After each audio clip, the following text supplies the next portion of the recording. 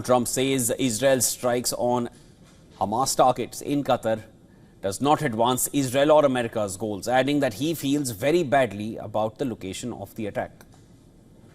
I don't have to do that. I'm not thrilled about the whole situation. It's not a good situation. But I will say this, we want the hostages back, but we are not thrilled about the way that went down today. I'm never surprised by anything, especially when it comes to the Middle East. I'll be giving a full statement tomorrow, but I would tell you this, I was very unhappy about it. In a Truth Social post earlier, Trump said that he was notified that Israel was attacking Hamas in the capital Doha by the US military, but it was unfortunately too late to stop the attack. The Israeli military carried out airstrikes targeting senior Hamas leaders in the Qatari capital Doha. The Palestinian group said 6 people were killed in the strikes, including a son of its top negotiator, Al-Hayya, but that its senior leaders had survived. Israeli Prime Minister Benjamin Netanyahu said that he ordered the strikes in response to the shooting in Jerusalem that killed 6 people. Hamas armed wing Al-Qassam brigades had claimed responsibility for the deadly shooting. The Israeli attacks in Doha mark a sharp escalation as Qatar has been a driving force in Gaza ceasefire negotiations and has hosted multiple rounds of talks. Qatar condemned the strikes, which it said targeted the homes of several members of Hamas political bureau residing in the Gulf country.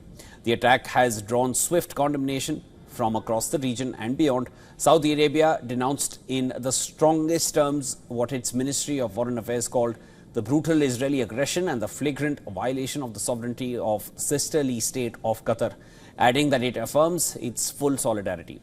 Turkey's Ministry of Foreign Affairs in a statement said the attacks show Israel is not interested in an agreement to end the war on Gaza. The UAE also voiced support for Doha, condemning what it called the treacherous Israeli attack. Diplomatic advisor to the UAE president made it clear the security of the Arab Gulf states is indivisible. Kuwait and Jordan also joined the chorus in denouncing the attack. UN Secretary General Antonio Guterres called the strikes a flagrant violation of Qatar's sovereignty.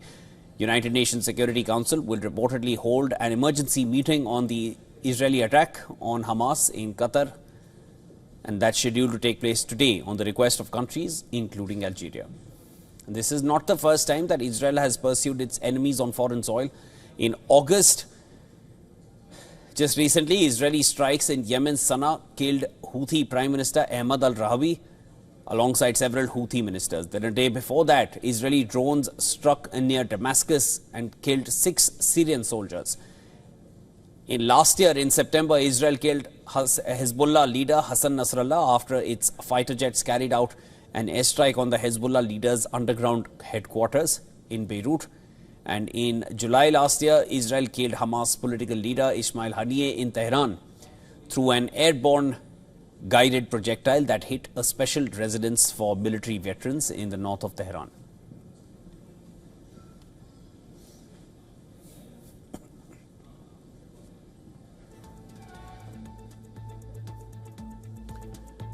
And earlier in the day, I had spoken with Colonel David B. DeRoche, retired former Deputy Director for Peacekeeping in the Office of the Secretary of Defense. He joined us from Washington, D.C. Here's what he had to speak on this.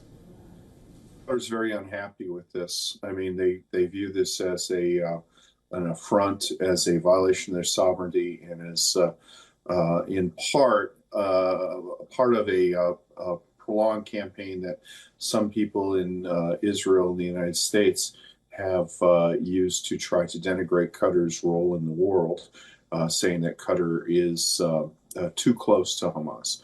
So they view this as a culmination of that. They think that it undercuts their roles as mediators, which the Qataris have been playing for years, and discounts the work that Qatar has done, sometimes at Israel's behest, to try to stabilize Gaza or to try to mediate the situation here.